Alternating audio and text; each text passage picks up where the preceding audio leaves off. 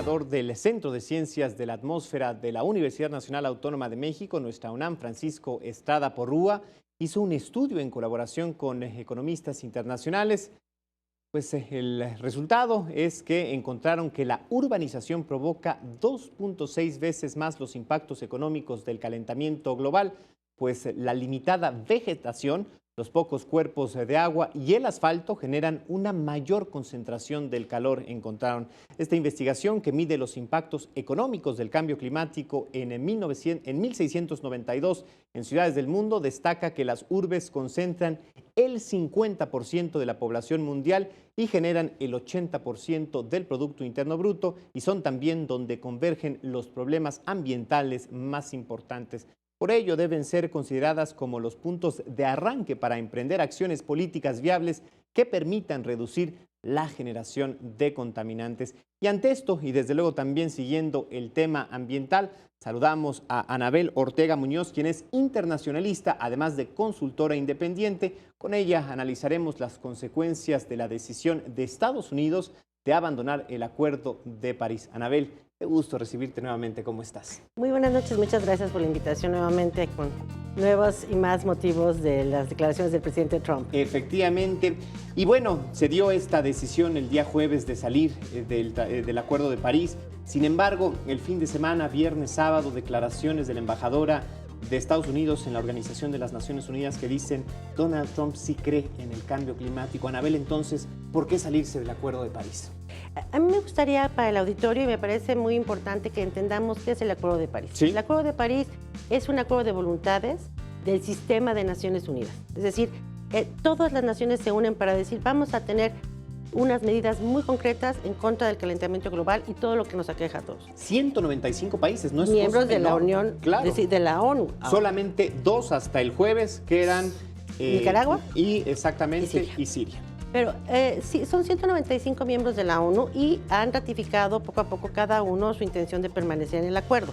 Este acuerdo no es vinculante, es decir, todavía no tiene medidas que van hacia todos los países, se están elaborando para que haya también acciones punitivas, pero esto recordemos que va a entrar en vigor en el 2021. Es decir, no había un castigo, no había una consecuencia si se llegaba al 2020 y después al 2030. Es correcto. Y los países decían que creen que no lo logré, no pude, no tuve la capacidad o no tuve el interés. Así es, porque cada nación tiene que revisar su industria y tiene que proponer alternativas para tener industrias limpias, contribuir al medio ambiente, etcétera, nuevas tecnologías y alternativas para poder evitar que sigamos en este problema global. Ahora, ¿qué pasa con el presidente Trump? El presidente Trump dice, nosotros vamos a revisar qué pasó porque el presidente Obama hizo un fondo verde. Este fondo verde, desde luego, es para poder tener todo el financiamiento para estudios y todas las inversiones que requiere tener este tipo de industrias de avanzada y, obviamente, pues también toda la tecnología. ¿Qué sucede? Vamos a revisar, yo no creo en el calentamiento global, eventualmente sí, y vamos a ver qué hacen los Estados Unidos, porque frente a otras naciones queremos ver por qué nosotros tenemos que reducir en más proporción los contaminantes. No, recordemos que hay 4 o 5 naciones que contaminan más que otras. Estamos hablando de Estados Unidos, China, India, claro, Estados Unidos, Alemania está por ahí también, Canadá, etcétera. Entonces, vamos a revisar, dice el presidente Trump, qué pasa con nuestra economía, porque él viene de una campaña. Recordemos que tiene 4 o 5 meses en el poder. Él ofreció empleos y ofreció inversión en industrias muy importantes en los Estados Unidos. ¿Qué significa para él? No solo en el tratado en el Acuerdo de París, el tema ecológico, significa que él tiene una postura frente a todos los temas. Sí. Es volver a América grande otra vez, significa en todos los temas hablar ser el primero y ser el distinto. Pero ¿qué pasa? Esto es un tema que nos incumbe a todos. Incluso esto es un dato interesante, hay industrias que están en contra de lo que dijo el presidente Trump, de las propias industrias americanas, porque significa, por ejemplo, un retroceso en la producción de sus productos, valga la redundancia. Por ejemplo, Unilever. Lo que tienen que ver con el tema del medio ambiente. ¿Qué pasa si no hay las tormentas que requieren o los cultivos están mal? Pues no habrá producción de alimentos, etcétera. Están revisando esos temas, pero el presidente Trump está siendo un poco de más congruente con sus promesas de campaña sin ver las consecuencias que tiene que ver con la diplomacia y con todo lo que refiere al entorno internacional referente al medio ambiente, ¿no? Desde luego, es más político el asunto que nada, ¿no? Anabel, ahora, hay un asunto que también pudiera convertir esto en demagogia, ¿no? Según los estatutos del Acuerdo de París, era indispensable permanecer en él 3 años. Así es. Y comenzó apenas en el mes de noviembre. Así es. Entonces, necesitarían pasar 3 años y además, una vez que se comunica la decisión de abandonarlo, tendrían que correr 365 días, es decir, otro año. Quizás, no solamente ni porque antes salga Trump, terminará en esos 4 años, quizás esto no se concrete, es decir, una vez más sea un anuncio que no llegue a la realidad.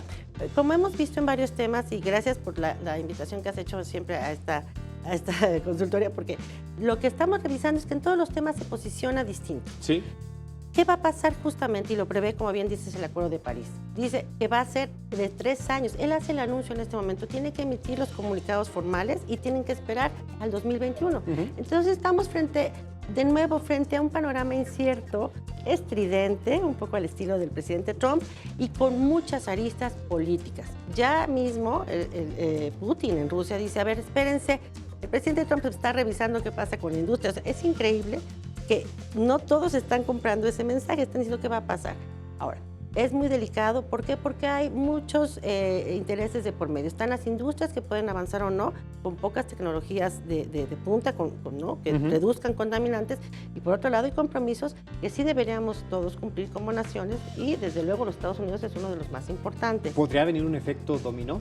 De momento, todos lo que hemos revisado no. Están todos, de hecho, surge este bloque en la Unión Europea que, como hemos revisado aquí también, tiene estos nuevos liderazgos en Francia, en Alemania, y también va a ser en Italia, en donde van a reposicionar a la Unión Europea para decir, momento, Europa está preocupado por el medio ambiente y vamos a ver cómo encabezamos este tipo de medidas para que los Estados Unidos en algún momento se podrían aislar.